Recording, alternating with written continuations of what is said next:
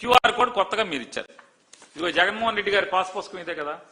ఇదిగో దీంట్లో జగన్ గారి తల మీద రాజముద్ర ఉంది. జగన్ గారి తల మీద రాజముద్ర ఉంది కదా. ఇక్కడ ఆంధ్రప్రదేశ్ ప్రభుత్వం రెవెన్యూ శాఖ అని రాసి ఉంది కదా. ఈ పేజీ మీద రాజముద్రే కదా. ఇక్కడ జగన్ గారి బొమ్మ ఉంది. రాజముద్ర ఉంది కదా. ఇది రాజముద్రే కదా అన్న.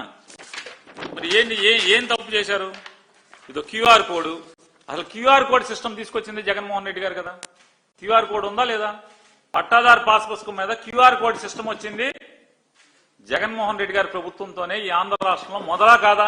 మరి చాలా అనుభవం ఉంది కదా మీకు. 14 ఏళ్లు 25 ఏళ్ళు అని చెప్తారు కదా. మీరున్నంగా ఈ సర్వే సిస్టమ్ ఎందుకు తీసుకురాలేదు? మీరున్నంగా ఈ క్యూఆర్ కోడ్ ఎందుకు తీసుకెళ్లారు? కంప్యూటర్ నేనే కనిపెట్టానంటారు కదా మీరు. మరి క్యూఆర్ కోడ్ అంటే క్యూఆర్ కోడ్ కొడితే పట్టాదారు పాస్ పుస్తకంలో ఊరికే గళ్ళుండి ఆ గళ్లలో పేరు, సర్వే నంబరు, ఎంత విస్తీర్ణం తప్పితే ఏమన్నా ఉండేదా?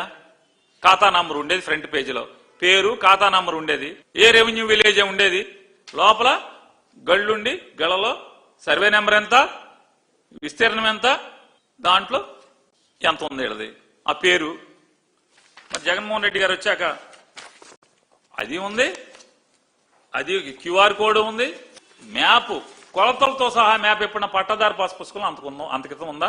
జగన్మోహన్ రెడ్డి గారు ఇది ప్రవేశపెట్టేదాకా పొలం కొలతలతో సహా తూర్పు ఎంత ఉంది, దక్షిణం ఎంత ఉంది, పడమర ఎంత ఉంది, ఉత్తరం ఎంత ఉంది, కొలతలతో సహా అప్పుడే కదా మొదలు. జగన్ గారు పెట్టయిన తర్వాతే కదా. మరి దానికి కూడా క్యూఆర్ కోడ్ ఉంది కదా. ఆ మ్యాప్ కూడా రేఖాంశాలు, అక్షాంశాలు చూడండి పక్కన. ఆ మ్యాప్ కి సరిహద్దు అంటే లాంగిట్యూడ్, లాటిట్యూడ్ సరిహద్దులు కూడా అన్ని దిక్కుల.